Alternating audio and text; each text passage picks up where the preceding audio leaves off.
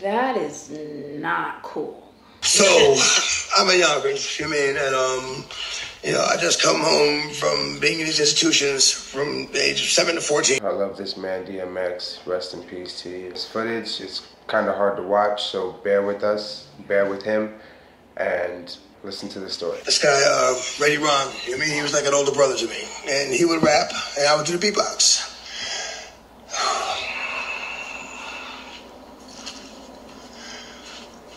And, I looked up to him like an older brother, you know what I'm saying? I love this guy like an older brother, and I don't have any brothers. And, man, I would beatbox, he would rap, and then he suggested one time, he said, you know what, why don't you, write a couple of rhymes and they'll act to the beatbox for you. You know what I'm saying? We can trade places. I was like, okay, that makes sense. It's tough to watch, so once again, bear with us. Referring to incidents occurring in past times when the beats of my profession, I had no rhymes with the daytime change, and so do a mill. That's when I remember journey up the MC Hill to make my first step forward to leave behind my past. And to put my future first, everything else last. First rhyme was unacceptable, but that's what changed by taking parts of words with them rearranged. It was like a story, you know what I'm saying? That's what it was back then. That's impressive for him to remember his first rhyme ever written. As a retired, aspiring rapper, I, to this day, couldn't remember the first rhyme I ever wrote, so that's pretty impressive for someone at this point in their career. I could tell by his response that it was a dope rhyme. I'm like, okay, so we work at it like that. But this guy, man, he introduced me to what would be the best part of my life, which would be the rap. But he also, the theme of my life is blessed with the curse. And the curse aspect of it was, like I said, I didn't smoke cigarettes, I didn't smoke weed, I didn't do anything. I'm 14 years old. And so he came back with a blunt rolled up, and he passed the blunt around, and wow. Clearly traumatic. It's hard to watch. Influence is real. This week he transitioned, so when you are watching back certain footage, it can be triggering and it can also be informative to see how people end up, the circumstances that they end up in, things that they continue to battle even after being out of the spotlight for a significant amount of time. So I hit the blood and I'm like I was no longer focused on the money. I never felt like it just fucked me up. I'm like, the fuck? And I later found out that he laced the blunt with crack. That is not cool. That is not cool. This was an innocent 14-year-old kid who was yet to be exposed to anything as intense as crack. His first experience, something as tough as that can really grab a hold onto you. It's very hard to tackle, especially when it's unintentional. If you've ever had anything laced, it is not a comfortable feeling. Yeah, I saw Smokey on Friday.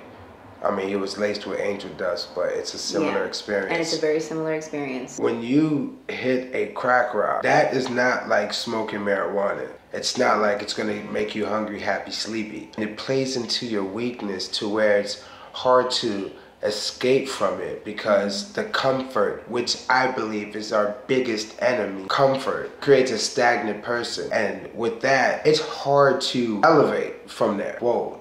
I've seen him cry, I've seen him emotional, I've seen him tap into a place where a lot of us are afraid to tap into. But right here, he's like really choking up because like he mentioned, this is a gift and a curse. What blessed his ability to be a great rapper, for him to be loved the way he is loved today, also cursed him and is attached to that. And for him, it was hard for him to let go because I guess he now relied on this substance to perform at a level that he felt that he needed to be on. And there's a lot of people that tackle this issue today. Why would you do that to a child?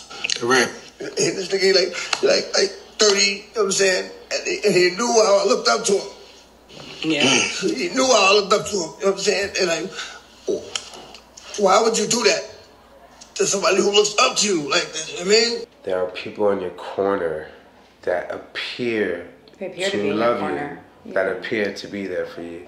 but it's a facade. You know, some people somehow want to live their life through you because they have somehow been stunted in their own life. He is clearly a victim who just so happened to be on a platform for the world to view in on him and create their own assumptions. But this happens to a lot of people. It does. A lot of people inadvertently, but also in this case with the gentleman that is mentioned, intentionally. It's very nasty.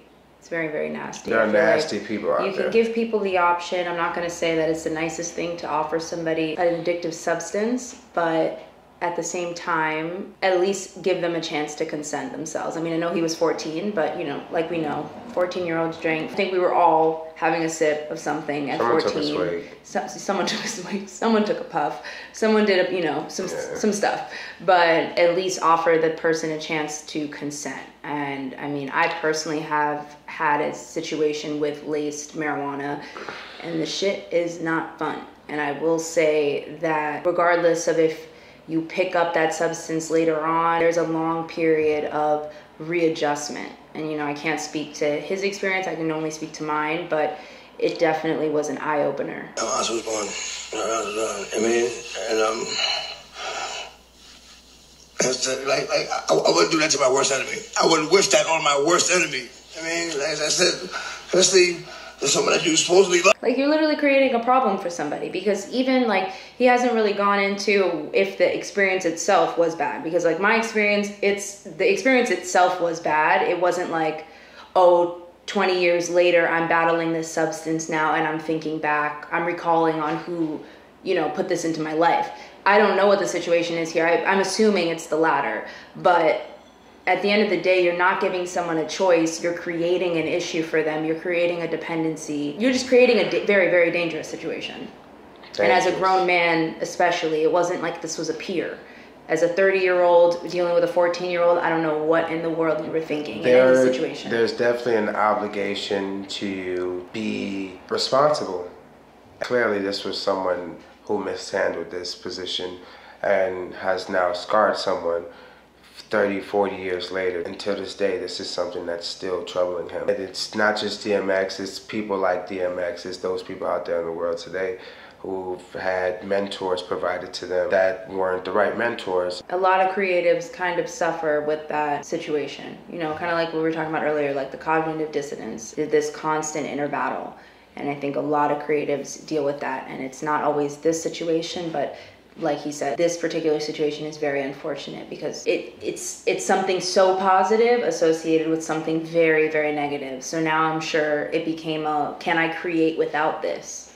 You know, you start making these associations from such a young age. You start making associations, and 14 is very impressionable. So his love of music probably does have an association with his use of drugs. Yeah. If you guys want to watch the rest of this video, we're going to drop a link down below. Let us know how you feel about this, you know, mentors and how they should go about mentoring the youth. Go ahead and drop it below in the comments and let us know what other videos you guys want us to speak on. We'll see you guys next time. This is Slick Talk Reviews. Peace, y'all.